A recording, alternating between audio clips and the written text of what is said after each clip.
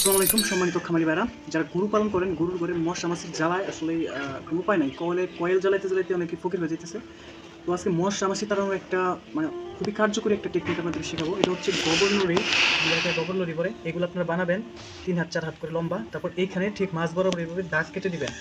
এই দাগ ফাঁকা দাগগুলো কেটে দিবেন যাতে আপনার লাঠি দিয়ে বা আঙ্গুল দিয়ে যখন এটা ভিজা অবস্থায় দাগ কাটতে পারেন, সমস্যা নাই। এখানে আমি ধূপ নিয়েছি, ধূপের পাউডার, এটা 200 টাকা 300 টাকার মতো কেজি। তো এখানে মাত্র 5 টাকার ধূপ হইলে হইতে পারে বা কম হইতে পারে যে পরিমাণ ধূপ দিচ্ছি। তো আমি এটাকে এখন 1 মাথা আগে আগুন জ্বালিয়ে দেবো।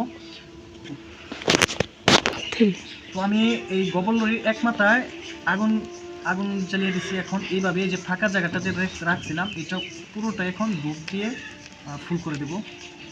তো এখানে হাইস্ট 2 টাকা ধূপ খরচ হয়েছে।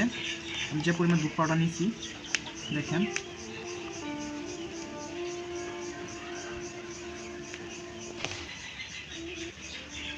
এভাবে পুরোটাই আমি ধূপ দিয়ে একদম কমপ্লিট করে দেবো মাথা পর্যন্ত।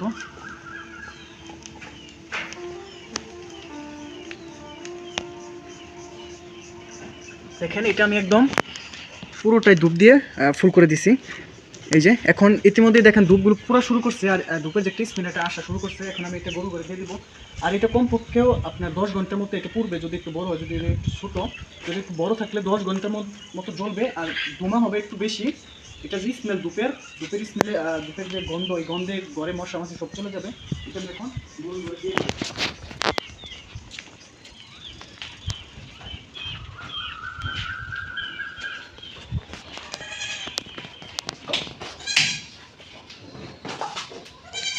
তো আপনারা চাইলে এভাবে গোবর লড়ি প্লাস ধূপ দিয়ে ভালো একটা কার্যকরী মশা মাছি দৌড়ানোর জন্য ভালো একটি তৈরি করতে পারেন। আশা করি ভিডিওটি ভালো লাগলে অবশ্যই লাইক কমেন্ট শেয়ার করে পাশে থাকবেন। ধন্যবাদ।